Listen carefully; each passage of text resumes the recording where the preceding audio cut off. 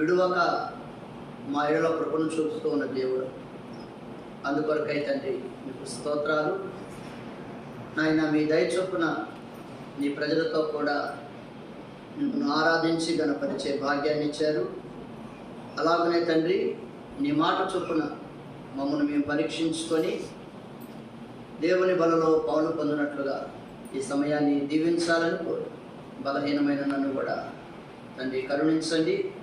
మీ దయ కోరుతూ మీకే వందన స్తుతులు అర్పిస్తూ యేసు ప్రభు ప్రేమలో ప్రార్థించి వేడుచున్నాము తండ్రి, ఆమేన్.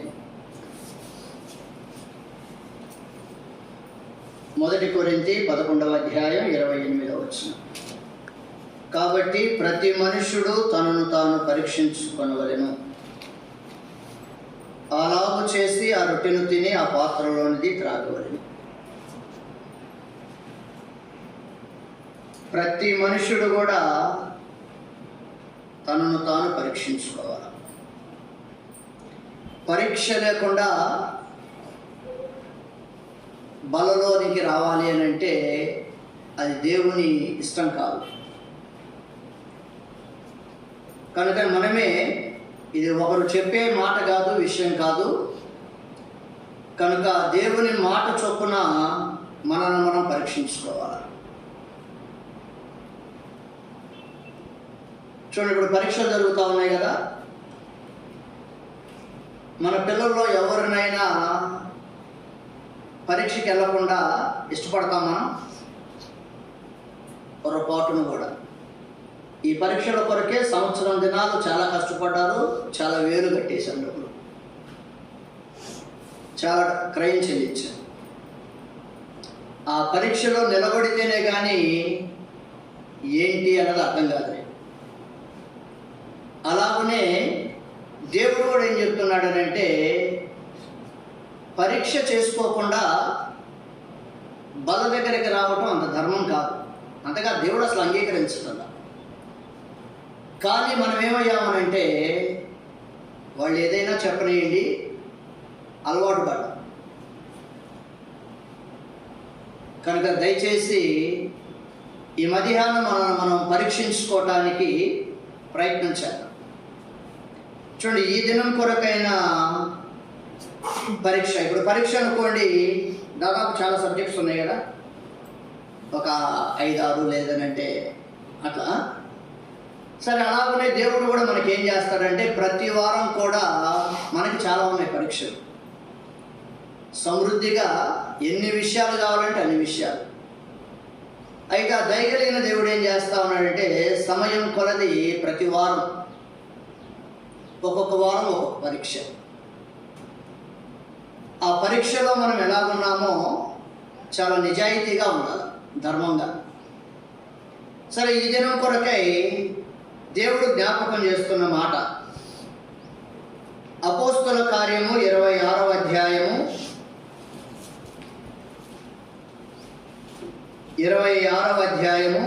19వ వచనం. అపోస్తల కార్యము 26వ అధ్యాయము 19వ వచనం. కాబట్టి అగ్రిప్ప రాజా ఆకాశము నుండి కలిగిన ఆ దర్శనమునకు నేను అవిధేయుడను కాక. చాలు. ఈ చదువుకున్న మాటను తన పిల్లలమైన మన మేలు కొరకై దేవుడు ఈ మాటను దీవించును కాక.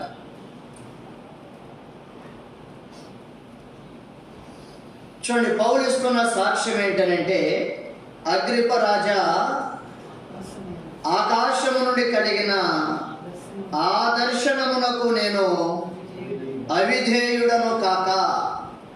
నేను అవిధేయుడను కానంటున్నాడు.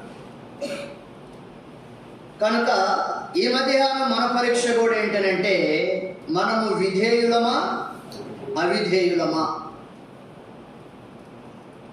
అంటే లోబడేవారమా లోబడనొల్లని వారమా? వినేవాళ్ళమా వినని వాళ్ళమా? ఇలాగున్న పర్యాయ పదాలు చాలా వస్తాయి. సరే, ఏది ఏమైనా ఓ రాజు ఎదుట సాక్ష్యాన్ని పలుకుతున్నాడు. ఏమని?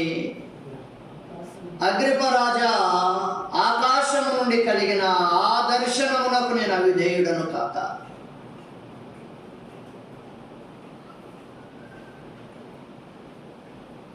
పౌలు దర్శనం కలిగినోడు.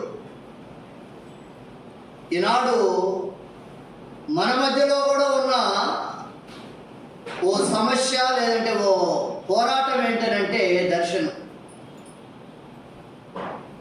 చాలా చోట్ల ఈ మాట మనకు వినబడుతూ ఉంటుంది. ఏమని?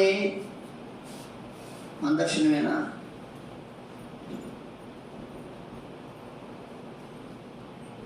కొంతమందికి దర్శనం అంటే ఏంటో కూడా వింటాం కానీ ఏం అర్థం కాదు.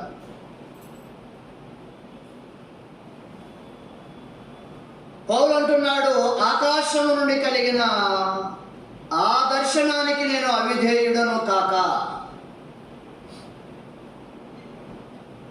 అంటే దర్శనానికి అవిధేయుడను కాక అంటే దర్శనం అంటే ఏం దర్శనం కలిగింది అమ్మా? వెలుగులాగా. సరే, దేవుని వాక్యములో నుండి మీకు తేటగా అర్థమయ్యేటట్టు ఓ 3 విషయాలు చెప్తా. ఆ వాక్యపు వెలుగులో మనలను కూడా మనం ఆలోచన చేద్దాం. ఈనాడు దేవుని ప్రజల మధ్యలో ఉన్న ఆ పోరాటము లేదనంటే ఆ లెక్క వేరే. అసలు సిసలైన వాక్యానుసారమైన దర్శనము లేదనంటే దేవుని కొరకై బ్రతుకు అన్నది ఎలా ఉంటుందో లేఖనాల వెలుగులో పౌలు యొక్క జీవితంలో నుండి 3 విషయాలను చూస్తాం. పౌలు అంటున్నాడు, అగ్రిప్ప రాజా, ఆకాశం నుండి కలిగిన ఆ దర్శనమునకు నేను అవిధేయుడను కాను. అన్న చెప్పినట్టుగా ఏంటయ్యా ఆయన కలిగిన దర్శనం అంటే వెలుగు.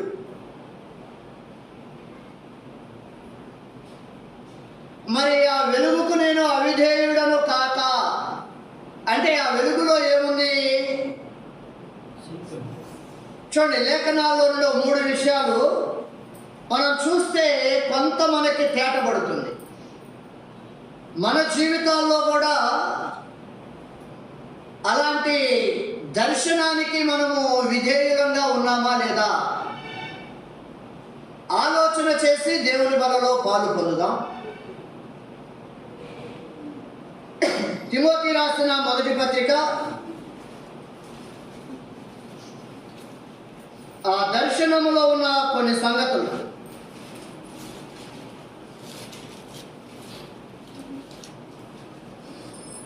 మొదటి అధ్యాయము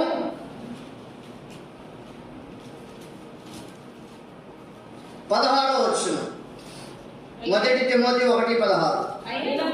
అయినను నిత్య జీవము నిమిత్తము తనను విశ్వసింపబోవు వారికి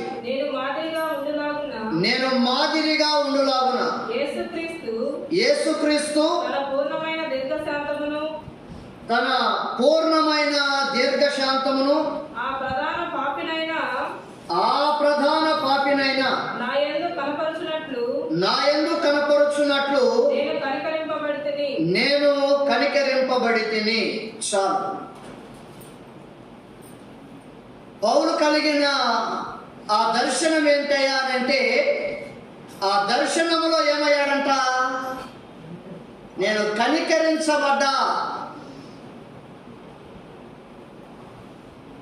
సౌలుతో ఉన్నవారు కూడా ఆ దినాలలో ఆ వెలుగును చూచారు. కానీ సౌలు మాత్రం ఏం చేశాడు?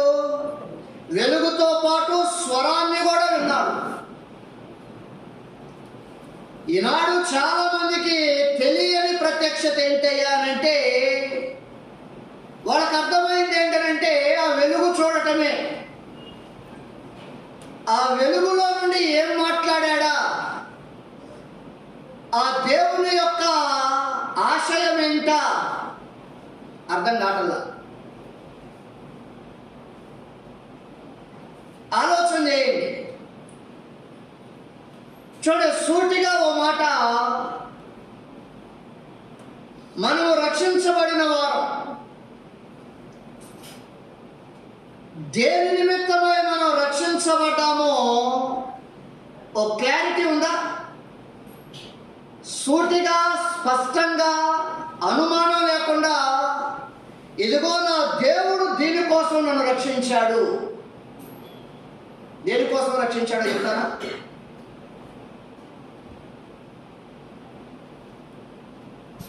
రక్షించబడ్డాం, నీ దేవుడు నిన్ను దేనికోసం రక్షించాడో ఓ ప్రత్యక్షత ఉందా నీకు? ఓ నిశ్చయత ఉందా నీ జీవితానికి? ఏదైనా ఓ ఆలోచన ఉందా? ప్రత్యక్షత అంటే అది. గురి లేకుండా, గమ్యం లేకుండా, ఆలోచన లేకుండా, లేదంటే ఒక నిర్ణయాత్మకమైనది ఏదో తెలియకుండా గుడ్డెత్తుపోయి చేలో మేసే బతుకు కాదు ప్రత్యక్షత. ఇది వాక్యానుసారం, ఈ మాట నిజం. పౌలు అంటున్నాడు, దేవుని మందిరంలోనికి వచ్చి ఆరాధన చేస్తున్న మనందరికీ ఒక క్లారిటీ ఉండాలి. అసలు నువ్వు ఎందుకు మారావో నీకు తెలియాలి. ఒకవేళ అదే తెలియలేదనుకోండి, ఉపయోగం లేదు. అసలు నువ్వే బతకలేవు సరిగా. ఇప్పుడు మన పిల్లల్ని లేదంటే ఓ 1,00,000 రూపాయలు కట్టి కాలేజీకి పంపిస్తున్నాం, వాడికి అర్థం కాల దేనికోసం నేను కాలేజీకి వెళ్తున్నానో వాడికి తెలియలా. ఏమన్నా సాధించుకొని వస్తాడా ఇంటికి? ఎందుకని? అమ్మా నాన్న ఎందుకు కష్టపడ్డారో, ఎందుకంత క్రయం చెల్లించారో, ఎందుకు పంపిస్తున్నారో ఆ ప్రత్యక్షత లేదు. అలాంటి వారి విషయమై అమ్మా నాన్న సంతోషంగా ఉంటారా, ఏడుస్తారా? అంత డబ్బులు పెట్టేవారు తిని తినక, మంచి కాలేజీ అని దగ్గర ఉన్న ఇది కాదని చెప్పేసి లక్షలు కట్టి పంపించని చూసేవారు. ఏమన్నా ఉందా నీకు? ఎప్పుడన్నా అన్నారా పిల్లల్ని? ఎప్పుడన్నా మీ పిల్లలు మంచివాడు అంటే ఒక ప్రత్యక్షత ఉన్నవాడు, ఒక గురువుడు. అలాగనే నీ బిడ్డలకి పాఠం చెప్తావు కదా. మందిరానికి వస్తున్నావు, పోతున్నావు, మందిరానికి వస్తున్నావు, పోతున్నావు, పాఠాలు వింటున్నావు, వెళతా ఉన్నావు. ఏదైనా ఓ ప్రత్యక్షత ఉందా నీకు?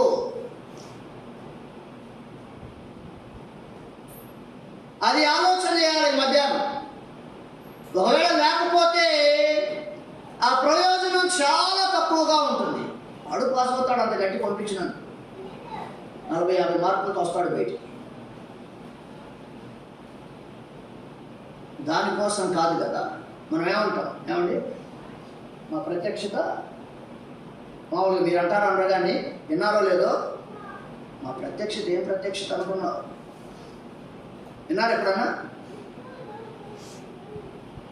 దైవజనుడు భక్సం గారికి కలిగిన ప్రత్యక్షత చాలా గొప్పదండి. మేము మీలాంటోడం కాదన్నారు. నిజం, మీకు తెలియదేమో కానీ. అంటే చాలా మనము ప్రభునందు అతిశయించాం. మా ప్రత్యక్షత, మా విలువ, మా ఘనత, మా సాక్ష్యం, మమ్మల్ని చూడండి అన్నాం మనం.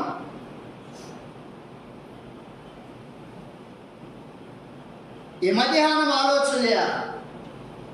చూడండి, పౌలుకి ఓ ప్రత్యక్షత కలిగినోడు. ఏంటయ్యా అంటే మొదటి విషయం అంటున్నాడు ఇక్కడ 16వ వచనం, ఆ ప్రధాన పాపినైన నా యందు కనపరుచున్నట్లు నేను కనికరింపబడి తిని. ప్రత్యక్షత ఏంటనంటే నేను కనికరించబడ్డా. ఎందుకు కనికరించబడ్డానో నాకు తెలుసు. ప్రధాన పాపినైన నేనేమయ్యాను? కనికరించబడ్డా. మామూలు విషయం కాదు. పాపులలో నేను ఎలాంటి అంటాడు? ప్రధానుడని అంటాడు. ఇంత ప్రధాన పాపినైన నా ఎడల తన సంపూర్ణమైన దీర్ఘశాంతాన్ని కనపరిచాడు. ఎందుకు? నన్ను కనికరించడానికి. ప్రధాన పాపినైన నేను కనికరించబడ్డా. నీవు కనికరించబడ్డావు. అయితే దేనికోసం కనికరించబడ్డావో నీకు తెలుసా? పౌలు అంటున్నాడు దేనికోసం కనికరించబడ్డాడంట. చక్కగా ఉంది ఆ మాట. అయినను నిత్య జీవము నిమిత్తము తనను విశ్వసింపబోవు వారికి నేను మాదిరిగా ఉండులాగున యేసుక్రీస్తు తన పూర్ణమైన దీర్ఘశాంతమున ప్రధాన పాపినైన నా యందు కనపరుచున్నట్లు నేను కనికరింపబడి తిని. దేని కొరకు కనికరించబడ్డాడంట? అంటే నిత్య జీవము నిమిత్తము తనను, అంటే దేవునిని విశ్వసింపబోవు వారికి నేను మాదిరిగా ఉండులాగునా. ముందుగా నిన్నే ఎందుకు కనికరించాడో తెలుసా? నీ ఇంట్లో నీ ఇల్లంతా లేదేడా, లేదంటే ప్రజలు చాలా మంది వెలుపుతున్నారు, కానీ వారందరిలో నీవు కనికరించబడటానికి కారణం ఏంటో తెలుసా? నీ తర్వాత యేసుక్రీస్తునందు విశ్వాసం ఉంచబోయే వారికి, లేదంటే నిత్య జీవము పొందబోయే వారికి నీవు మాదిరిగా ఉండులాగునా. ఆ ప్రత్యక్షతకు నేనేంగాను, అగ్రిప్ప రాజా, నేను అవిధేయుడను కాను, నా దేవుడు ఎందుకు నన్ను దర్శించాడో తెలుసా? ఆ ప్రత్యక్షతను నాకు ఎందుకు ఇచ్చాడో తెలుసా? ఆ దేవుడిని విశ్వసింపబోయే వారికి నేను మాదిరిగా బతకాలా,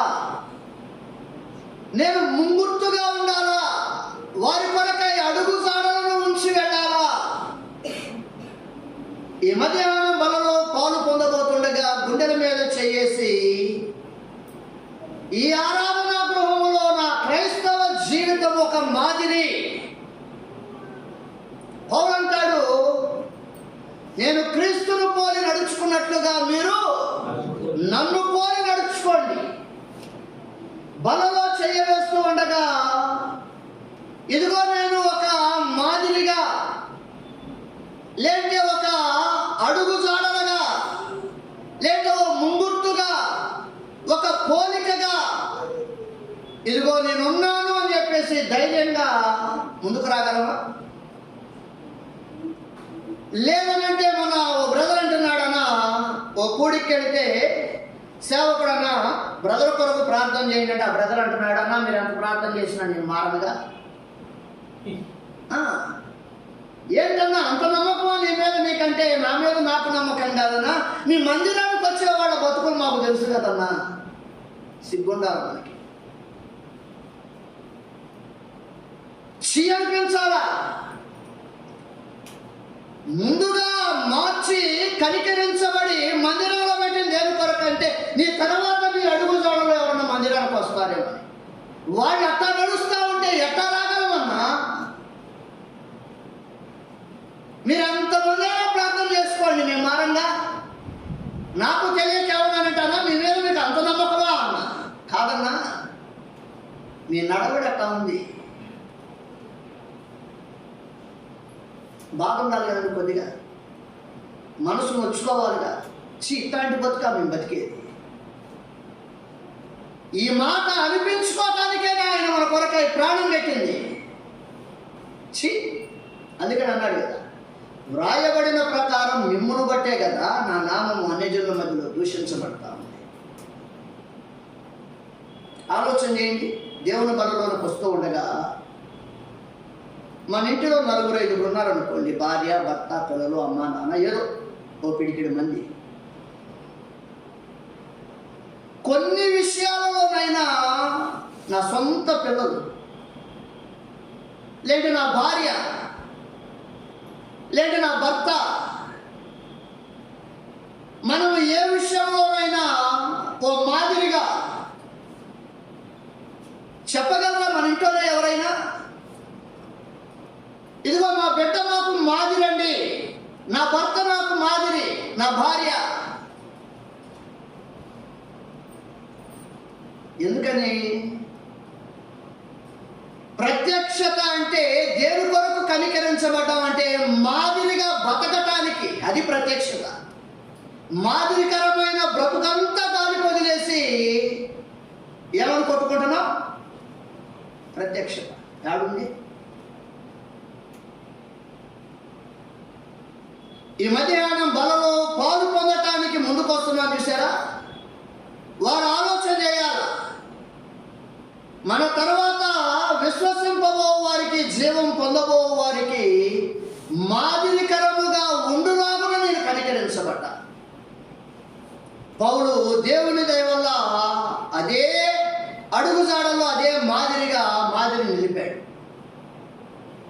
అందుకని తిమోతిలో అంటాడు కదా, చూడండి ఏ విషయంలోనైనా, చూడండి ఆ మాట తిమోతి పత్రిక 4వ అధ్యాయం 12వ వచనం, నీ యవనమును బట్టి ఎవడును నిన్ను తృణీకరింపనీయకము గాని మాటలోను ప్రవర్తనలోను ప్రేమలోను విశ్వాసములోను పవిత్రతలోను విశ్వాసులకు మాదిరిగా ఉండుము. మనం ఎవరికి మాదిరిగా ఉండాలంట? విశ్వాసులు. మన గురించి తెలియని వాళ్ళు బయట ఉన్నారు చూసావా, అప్పుడప్పుడు కనపడతాము, వాళ్ళ బాగానే కనపడతాము. కొంతమంది మనము ఏదైనా బలలో పాలు పొందుతున్నా, ఆరాధన చేస్తున్నా, పక్కన వాళ్ళు ఏం చేస్తున్నారంటే నోటి మీద చేసుకుంటారు. అంటే మనకి ఏం కూడా తాకిడి అన్నది లేదు, మనకి బాధ అన్నది లేదు, లేదంటే పశ్చాత్తాపం అన్నది అర్థం కావట్లా.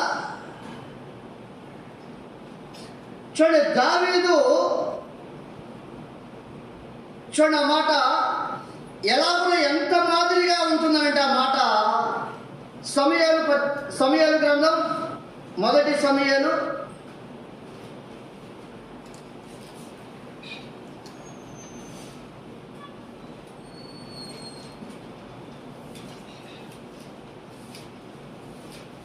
18వ అధ్యాయం 1వ వచనం.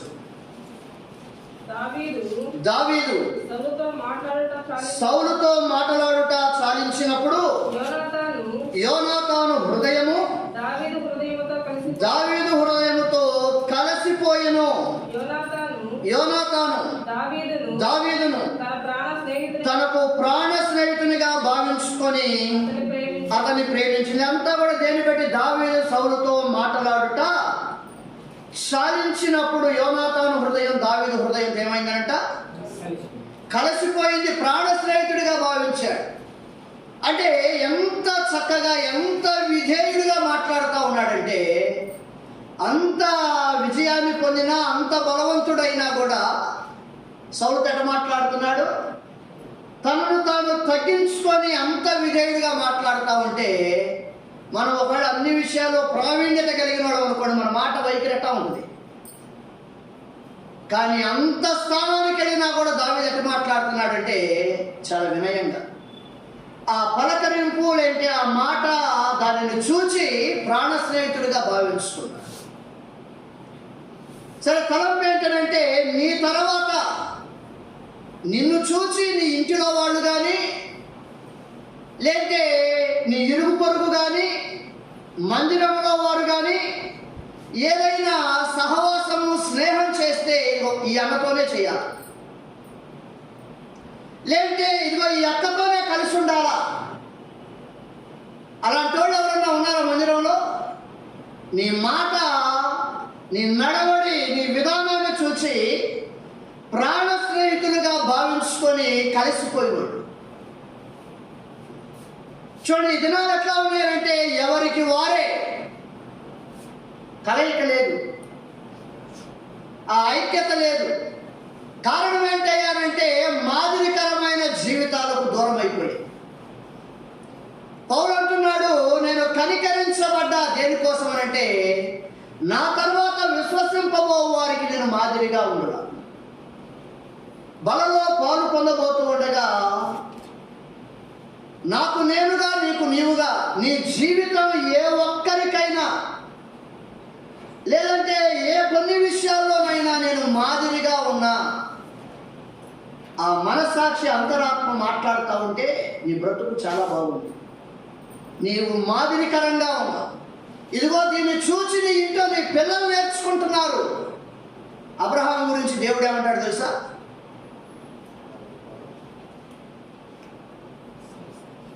పద్దెనిమిదవ అధ్యాయం ఆదికాండము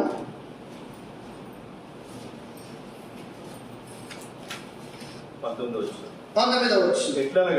ఎట్లనగా యెహోవా అబ్రహామును గూర్చి చెప్పినది అతనికి కలగజేయనట్లు తన తరువాత తన పిల్లలను తన ఇంటి వారును నీతి న్యాయములు జరిగించుచు యెహోవా మార్గమును గైకొనుటకు అతడు వారికి ఆజ్ఞాపించినట్లు నేను అతన్ని ఎరిగి ఉన్నాను. అబ్రహామును ఎరుగునంట దేవుడు. ఏమని ఎరుగునంట? తన పిల్లలకు నీతి న్యాయాలను అనుసరించేటట్లుగా నడవాలా అని వారిని హెచ్చరిక చేస్తాడంట. అలాగున అబ్రహాము నేను ఎరుగుదు. దేవుడు మనల్ని ఎరుగునట. ఇదిగో నేను నిన్ను ఎరుగుదును, నీ బిడ్డలను దేవుని మందిరానికి వెంట పెట్టుకొని తెచ్చేదానవుగా నేను ఎరుగుదును. మన విషయమై దేవుడు ఏం మాట్లాడగలడు? అబ్రహాము గురించి చెప్తున్నాడు, నేను ఎరుగుదును అబ్రహాముని, తన తర్వాత తన పిల్లలకు. చూడండి, విశ్వాస జీవితం మనతో ముగిసిపోయేది కాదండి. దేవుని పిల్లల సంతతి కావాలి, తన వారు కావాలా. నీ తర్వాత నీ పిల్లలని దేవుని మార్గాల్లో నడపాలా. నీ వెళ్ళిపోయేలోపు దేవుళ్ళు స్థిరపరచాలా, దేవుళ్ళు చూడాలా. ఉన్నారా నీ పిల్లలు? ఏదైనా ఇంటిలో ఒక మాదిరి నువ్వు నా బిడ్డలు చెప్తావు. ఇప్పటికీ దేవుళ్ళలోనికి రాలేకపోయినా పూర్తిగా గత 18 ఏళ్లగా. ఎందుకు చెప్తున్నామో తెలుసా నాన్న? రేపు మీరు పెరిగి పెద్దవాళ్ళైనా కూడా కుటుంబ ప్రార్థన చేసుకోవాలి. ఈరోజు పొలంలోనికి వస్తున్న మీరు కుటుంబంలో భార్య బిడ్డలతో మీ కుటుంబాలతో కలిసి 5 నిమిషాలు గుండెల మీద చేయొచ్చు చెప్పండి.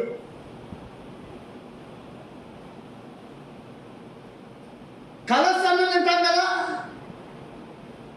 నాన్న, రండి ఒక 5 నిమిషాలు కలిసి దేవుని బలిపీఠం దగ్గరకు వస్తారా? రేపు నీ బిడ్డలు ప్రార్థన చేస్తారని నమ్మకం ఏంటి? మందిరానికి వస్తావా చేయబట్టుకొని? నువ్వు రావటమే కదా కష్టమైతే రేపు నీ బిడ్డలు వస్తారా? ఉద్యోగం చేసి కాయ కష్టం చేసి సంపాదిస్తావు, దేవుని భాగం దేవుడికి చేస్తావా? రేపు నీ బిడ్డలు ఇస్తారా దేవుడికి? నా పిల్లలు చెప్తా ఉంటా, నాన్న ఎందుకు చేస్తున్నావు తెలుసా? ఏదన్నా కష్టం చేసి ఏదన్నా డబ్బులు వచ్చినాయి అనుకోండి, ఇంటికి వచ్చి మా పిల్లల చేతిలో పెట్టి ప్రార్థన చేసి, నాన్న ఇదిగో ఈ దేవుని భాగం వాళ్ళ చేతని లెక్క పెట్టించి, ఎందుకు చేస్తున్నామో తెలుసా? రేపు మీరు ఈ పని చేయాలన్నా. అమ్మ నాన్న చివరి దాకా ఉండరు, మీతో నేర్పి వెళ్ళిపోవాలి. చాలా దాచావు కదా పిల్లల కోసం, ఉన్నాయా లేదా అమ్మా? బిడ్డల కోసం దాచి ఉంచావా లేదా? వాళ్ళ భవిష్యత్తు అన్నో, వాళ్ళ క్షేమం అన్నో, లేదా వాళ్ళు బాగుండాలన్నో, అలాగే దేవుని మందిరం కోసం ఏమైనా విలువలు నేర్పావా? రేపు నువ్వు వెళ్ళిపోయిన తర్వాత ఇదిగో మా అమ్మ దగ్గర మా నాన్న దగ్గర నేర్చుకున్నానండి, నీ కడుపును పుట్టి నీ బిడ్డలు 2 మాటలు చెప్తారా? ప్రత్యక్షత అంటే అది. అగ్రిప్ప రాజా, ఆ ప్రత్యక్షతకు నేను అవిధేయుడను కాను. ఆ ప్రత్యక్షతలో నా దేవుడు ఏం చెప్పాడనంటే, నీ తర్వాత విశ్వసింపబోయే వారికి మాదిరిగా బతకాల పౌలా. నువ్వు మాదిరిగా ఉన్నావా? రెండవదిగా అపోస్తల కార్యము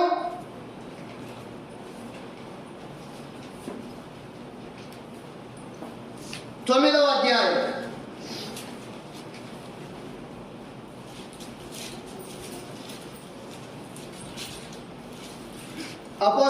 కార్యము 9వ అధ్యాయము 16వ వచనం. ఇతడు నా నామము కొరకు అమ్మా 15 కూడా చదవండి తల్లి. అందుకు ప్రభువు నీ వెళ్ళుము, అన్యజనుల ఎదుటను రాజుల ఎదుటను ఇశ్రాయేలీయుల ఎదుటను నా నామము భరించుటకు ఇతడు నేను ఏర్పరచుకొనిన సాధనమై ఉన్నాడు. ఇతడు నా నామము కొరకు ఎన్ని శ్రమలను అనుభవింపవలెనో నేను ఇతనికి చూపుదునని అతనితో చెప్పెను. అగ్రిప్ప రాజా, ఆకాశము నుండి కలిగిన దర్శనానికి నేను అవిధేయుడను కాను. ఏంటి ఆ దర్శనం? ఏముంది ఆ దర్శనంలో? ఇతడు నా నామము భరించుట కొరకై నేను ఏర్పరుచుకున్నవాడు. ఏర్పాటు ఉంది దర్శనం. ఇతడు నా నామం కొరకై ఎన్ని శ్రమలు అనుభవించాలో నేను ఇతనికి చూపిస్తా. దర్శనం అంటే ఏంటనంటే మాది. దర్శనం అంటే ఏంటనంటే ప్రభు కొరకైన శ్రమ, లేదంటే ప్రభు నామాన్ని భరించుట అంటాడు కదా. క్రీస్తు పడిన పాటలలో కొదవైన వాటిని నా వంతు నా శరీరమందు నేను వహించుకొని వెళ్తాను. ఆ దర్శనానికి అవిధేయం కాకుండా, ఆ దర్శనం అంటే ఏంటయ్యానంటే ఆ ప్రభు కొరకై శ్రమ పడుట. ఈనాడు చాలా మంది యేసు ప్రభుని విశ్వాసం ఉంచారు, కానీ ఆయన కొరకై శ్రమ పడేవారు ఎంతమంది? పేతురు అంటాడు కదా, క్రీస్తు శ్రమ పడిన మనస్సును మీరు కూడా ఆయుధంగా ధరించుకోండి. ఆ దేవుని కోసం శ్రమ పడుట మన జీవిత ధన్యత. నిజం. నేను మాట చెప్తా, దేవుని ఎరిగిన వారు ఉన్నారు మన దగ్గర. ఎవరున్నారు? దేవునిని ఎరిగిన వారు. మీరు ఎరుగుదురా దేవుణ్ణి? దేవుణ్ణి ఎరిగిన వారెవరో ఏమనుకోకుండా, ఇబ్బంది పడకుండా ఒకసారి అక్కడ చేయి చూపిస్తారా? అన్నా, నేను దేవుని ఎరుగుదును. మిగతా వాళ్ళమ్మా మీకు తెలియదు. ఎరుగుదువా? రైట్. ఇక్కడే రెండో జాబితా కూడా ఉంది. రెండో జాబితా ఎవరనంటే దేవుని చేత ఎరగబడ్డవాళ్ళు. ఒకటేమో దేవుని ఎరిగినోళ్ళు, రెండవదేమో ఆ దేవుని చేత ఎరగబడ్డవాడు. ఇప్పుడు నేను ఎరుగుదును దేవుడిని చేయొచ్చాం మనం అందరూ. ఆ దేవుడు మనల్ని ఎరుగునా? మనకి మోడీ గారు తెలుసు కదా, ఆయనకి మనం తెలుసా? అది కదా ఘనత. అవునా కదా? అదే కదా ఘనత. ఒకవేళ ఎవరైనా పెద్ద ఆయన వచ్చి, మన రాష్ట్ర ముఖ్యమంత్రి వచ్చి ఒకవేళ పేరు పెట్టి మనల్ని పిలిచాడు అనుకోండి, సింగరాయకొండలో ఏంటి ఆ ఘనత? బ్యాన్ అయ్యాం మనం కదా. అలాగున దేవుని ఎరిగిన వారందరికీ దేవుడు ఏం చేస్తాడు? మేలు చేస్తాడు. దేవుని ఎరిగిన వారందరికీ దేవుడు ఏం చేస్తాడంటే మేలు చేస్తాడు. దేవుని చేత ఎరగబడతాం చూసారా, వాళ్ళకేం చేస్తాడు? శ్రమలను అనుగ్రహిస్తాడు. మీకు అర్థమవుతుందా లేదు అమ్మా? అంటే దేవుడు వాళ్ళని నమ్మాడు, మనమేమో దేవుడిని నమ్మాం. మేము దేవుడిని నమ్ముకున్నాం కాబట్టి ఆ దేవుడు మాకు ఏదైనా చేస్తాడు. నువ్వు ఏదైనా చేస్తాడు. అయితే ఆ దేవుడు వీరిలో కొంతమందిని నమ్మాడు, ఎరిగాడు. ఇందాక అబ్రహాం గురించి ఏమని ఎరిగాడు? యోబుని ఏమని ఎరిగాడు? ఒక్క దినాన మొత్తాన్ని తీసివేసినా కూడా ఒక్క మాట కూడా అనడండి. యోబు గురించి ఎరిగినోడు కాబట్టి పౌలు ఎరిగాడు. ఏమని ఎరిగాడు? నా నామము నిమిత్తమై ఇతడు ఎన్ని శ్రమలైనా అనుభవిస్తాడు, నా కొరకై భారాన్ని భరించేవాడు, ఎక్కడికైనా వెళ్తాడు నా కోసం. ఎరిగిన మనం చాలాసార్లు ఏమవుతామనంటే మనకు ఎదురయ్యే బాధలు, శ్రమలు, కష్టాలను బట్టి కృంగిపోతాం. కాదు, ప్రభువును బట్టి మనం ధన్యులు, మన భాగ్యం గొప్పది. ఎవరికి ఇస్తాడయ్యా అంటే దేవుడికి తెలుసు. అదే బాధలు వేరే వాడికి ఆ భారం పెట్టాడు అనుకోండి, మందిరానికి రావడం. కానీ ఆయన నమ్మిన వాళ్ళు, ఆయన ఎరిగిన వాళ్ళు, వాళ్ళకే అనుగ్రహిస్తాడు. అది ఒక వరం. మనం కోరుకుంటే వచ్చేది కాదు. నువ్వు కోరుకున్నా కూడా నీకేమవదు, నీకు బాధలు రావు. సద్భక్తితో బ్రతకనుద్దేశించేవాడు ఏమవుతాడంట? హింసలు. నీతిమంతులకు అనేకమైన ఆపదలు కలుగును, ఆయనను ఆయన వాటిన్నిటిలో నుండి వారిని విడిపించింది అంటే తప్పించు. చూడండి, ఫిలిప్పీ 1వ అధ్యాయంలో మాట ఉంది, చక్కని మాట.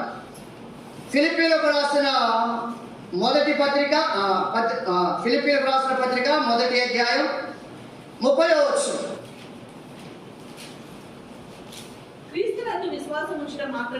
క్రీస్తునందు విశ్వాసముంచటం మాత్రమే గాక ఆయన పక్షమున శ్రమపడుటయు ఆయన పక్షమున.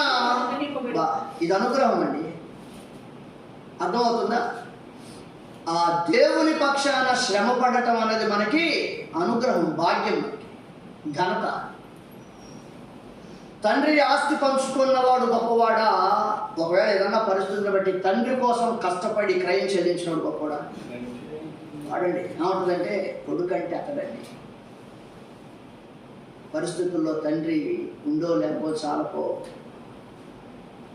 25 లక్షలు అప్పు చేసి వెళ్ళిపోతే మీదేసుకున్నాడు కొడుకు.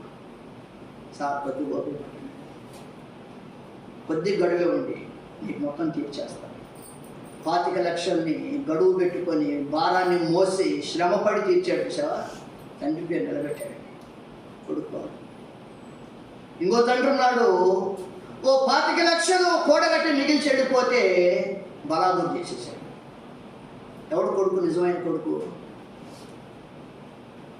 చూడండి, ఈనాడు మనం దేనికోసం ఏడుస్తా ఉన్నామంటే ఏదన్నా ప్రభువు పేరట ఏదైనా కష్టం వస్తే, ఏదైనా బాధ కలిగితే, భారమైతే, అంటే వీళ్ళకి దేవుడు అర్థం కాల.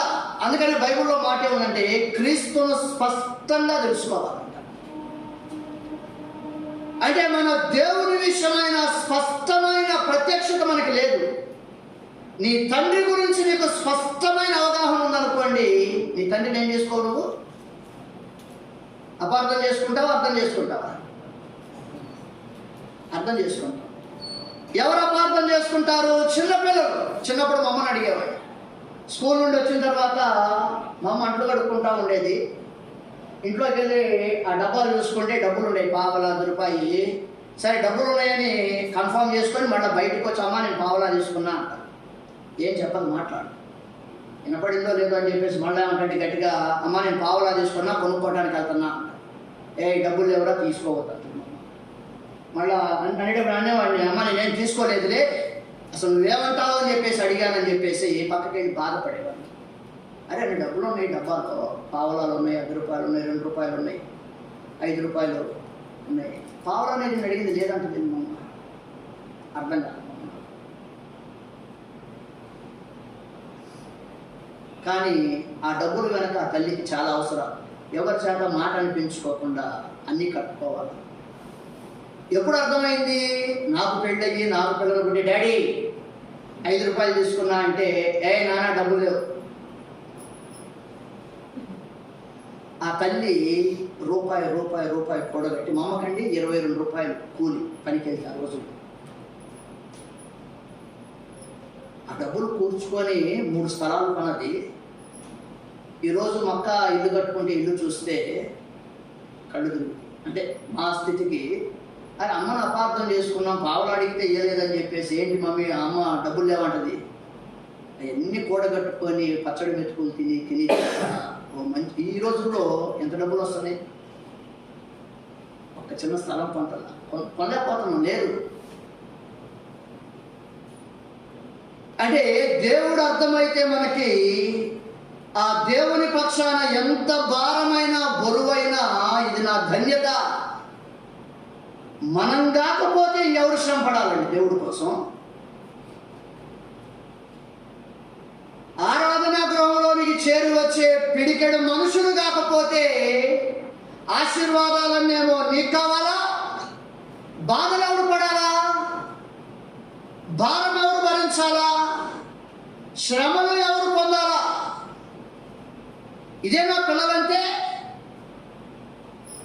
దేనికోసమైనా, అది మేలైనా కీడైనా, ప్రత్యక్షత అంటే ఇతడు నా నామము నిమిత్తము ఎన్ని శ్రమలు అనుభవించాలో నేను చూపిస్తాను. ఆలోచన చేయండి.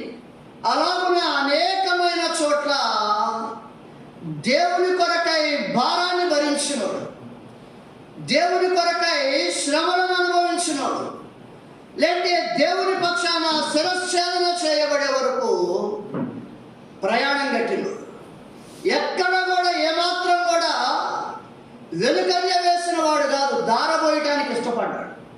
ఈరోజు దేవుని బలలో పాలు పొందటానికి ముందుకు వస్తున్న మనం, అగ్రిప్ప రాజా, ఆ దర్శనానికి నేను అవిధేయుడను కాను. నా దేవుడిచ్చిన ప్రత్యక్షత ఏంటి? పౌలా, నీవు నా కొరక ఎన్ని శ్రమలైనా అనుభవించాలి.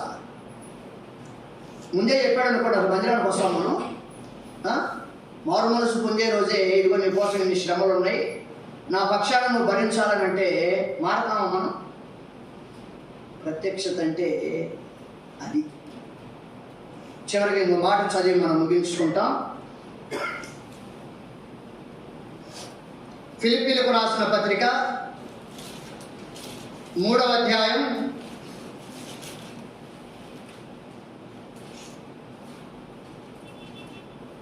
12వ వచనం. ఇదివరకే నేను గెలిచితిని నని అయినను ఇదివరకే సంపూర్ణ సిద్ధి పొందితినని అయినను నేను అనుకొనుటలేదు గాని నేను దేని నిమిత్తము క్రీస్తు యేసు చేత పట్టబడితినో దానిని పట్టుకొనవలెనని పరిగెత్తుచున్నాను. చాలు, 3 విషయాలు. అగ్రిప్ప రాజా, ఆకాశం నుండి కలిగిన ఆ దర్శనానికి నేను అవిధేయుడను కాను. ఆ దర్శనంలో ఏముందంట? నేను కనికరింపబడి తిని, నేను ఏర్పరచబడి తిని, 3వదిగా నేను పట్టబడి తిని. ప్రత్యక్షత అంటే నా దేవుని చేత కనికరింపబడ్డా. ఎందుకు కనికరించబడ్డానో నాకు తెలుసు. నేను దేని కొరకు ఏర్పరచబడ్డానో అది తెలుసునా. నేను దేని కొరకు దేవుని చేత పట్టబడ్డానో నాకు తెలుసు. నీకు తెలుసా? బలలో చేయవేస్తున్న మనకి ఎందుకు కనికరించబడ్డావో, ఎందుకు ఏర్పరచబడ్డావో, ఎందుకు దేవుని చేత పట్టబడ్డావో ఓ ప్రత్యక్షత ఉందా నీకు? ఓ అవగాహన ఉందా నీకు? ఏనాడైనా ఆలోచన చేసావా? ఏదైనా కాస్త కోస్త తెలుసుందా? ఆ తెలిసిన దాని కొరకై ఎంతమందికి మాదిరిగా ఉన్నావు? ఆ దేవుని కొరకు ఎన్ని కష్టాలు, ఎన్ని శ్రమలు, ఎన్ని నిందలు, ఎన్ని బాధలు పడ్డావు? లేదంటే ఆ దేవుని కొరకు దేని కొరకై నువ్వు ఆయన చేత పట్టబడ్డావు? ఊరకనే వచ్చామండి మనం మందిరానికి. దీని వెనక చరిత్ర ఎంత ఉంది మనకి? ఊరకొచ్చామా? ఎన్నిసార్లు తప్పించుకున్నాం. వెంటబడి వెంటబడి వెంటబడి ఆ దయగలిగిన దేవుడు పట్టుకున్నాడు. కానీ లేకపోతే మన బతుకులు బజార్లో పాడైపోయింది. అలాగున నువ్వు కాదన్నా, కాలదోసిన, క్రూరనాడిన, త్రోసేసిన, నువ్వు కావాలని చెప్పేసి నీ వెంట వచ్చేలా ఎందుకు పట్టుకున్నాడు తెలుసా? అర్థం కాదు. ఏదో వస్తున్నా వెళుతున్నావు దీనికోసం. ఏం చెప్పాడు? 12వ వచనం 3వ అధ్యాయం 12. నేను దేని నిమిత్తమై పట్టబడ్డానో దాన్ని పట్టుకోవాలని పరిగెడుతున్నా. కింద వచ్చిన చెప్తాడు దేనికోసం పరిగెడుతున్నాడు. దేనికోసం పరిగెడుతున్నాడంట?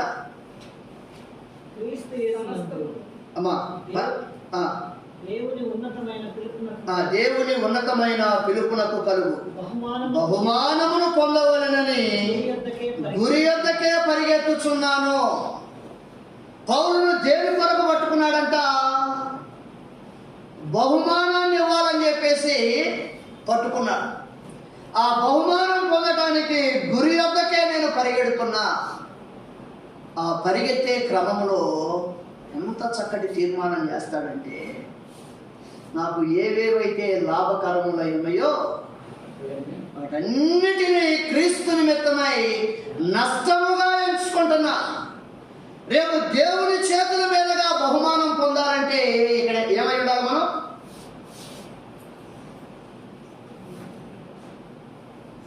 మోషే అంటాడు,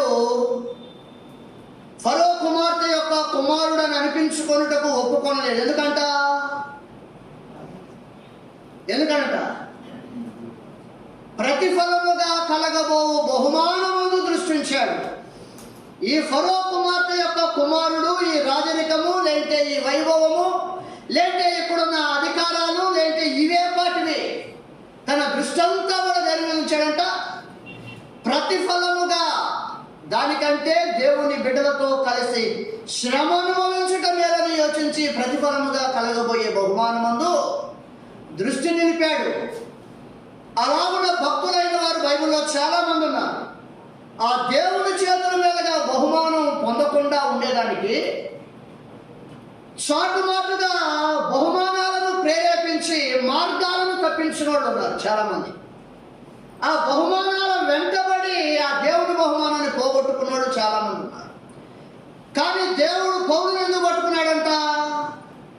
దేవుని చేతుల మీదుగా బహుమానం పొందాలని, ఇవ్వాలని చెప్పేసి దాని కొరకే, దాన్ని పొందటానికే గురి యొద్దకు నేను పరిగెడతా ఉన్నా. ఆ క్రమంలో ఏవేవి నాకు లాభకరములై ఉన్నాయో వాటన్నిటినీ క్రీస్తు నిమిత్తమై నష్టముగా ఎంచుకుంటున్నాను. ఈ మధ్యాహ్నం బలలో పాలు పొందబోతూ ఉండగా పౌలు అంటాడు కదా, ఇక మీదట నా కొరక ఏముంది? నీతి కిరీటం ఉంచబడి ఉన్నది. ఆ ప్రత్యక్షత కలిగిన ఏ దర్శనాన్ని అయితే పొందాడో, దేని కొరకైతే దేవుని చేత పట్టబడ్డాడో, తను ఏమని చెప్తున్నాడంటే, ఇక మీదట నా కొరకై నీతి కిరీటం ఉంచబడి ఉంది. ఏదైనా నీ కోసం ఉంది. ఏమన్నా చూచామా మనం? ఏదైనా నిరీక్షణ ఉందా మనకి? ఇదిగో నా దేవుడు నా కొరకై సిద్ధపరిచింది, ఇదిగో నేను పొందబోయేది, నా దేవుడి చేతుల మీదుగా అందుకోబోయేది, ఇదిగో నాకంటూ నా దేవుడు. అందుకని అంటాడు, విశ్వాసమందు మీరు ఎలా ఉండాలంట? మీరు భాగ్యవంతులుగా, లేదంటే మీరు పరలోకమందు మీ ధనమును, చాలా ఉంది కదా. ఎక్కడ? పరలోకంలో చాలా ఉందా? నిజమా? ఆంటీ, అంకులు, రైట్, మంచిది.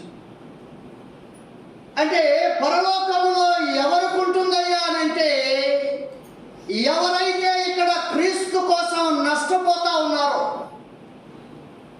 వదులుకుంటా ఉన్నారు, లేదంటే ఖర్చు చేస్తూ ఉన్నారు, తమది కాదనుకుంటా ఉన్నారు, ఇక్కడ ఏదైతే ప్రభు కొరకై మనది ఖర్చు అయిపోతుందో అవన్నీ కూడా ఎక్కడ యాడ్ అవుతున్నాయి?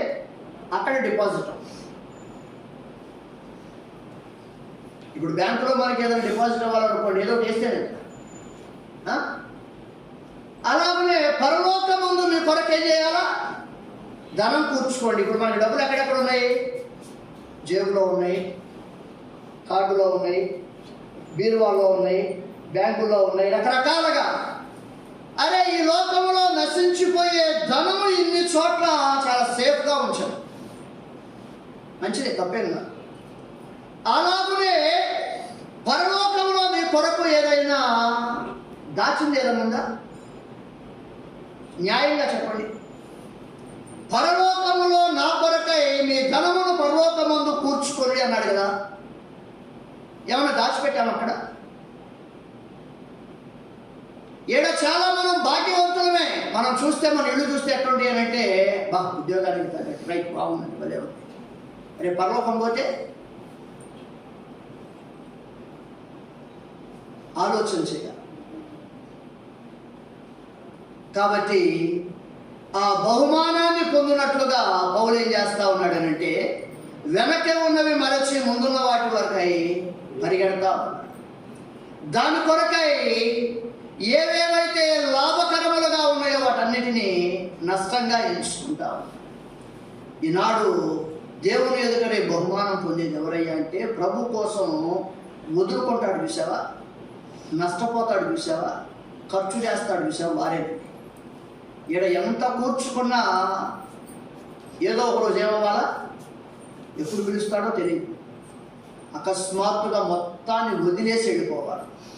వదిలేసి వెళ్ళే రోజు ఆ దేవుని రాజ్యంలో మనకి ఏదన్నా ఉండాలి.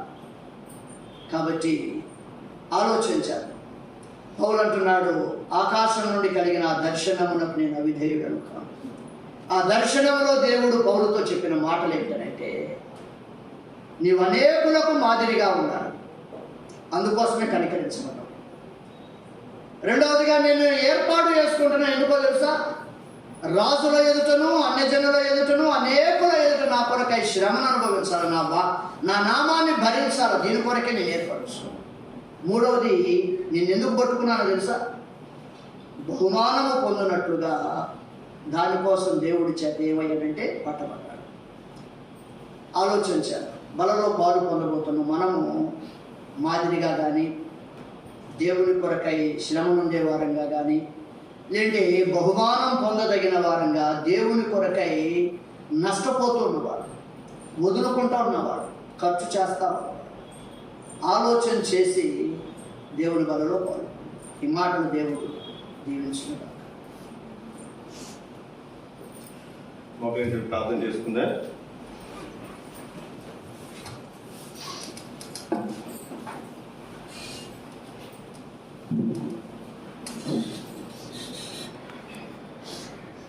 దేవుని వాక్య వెలుగులో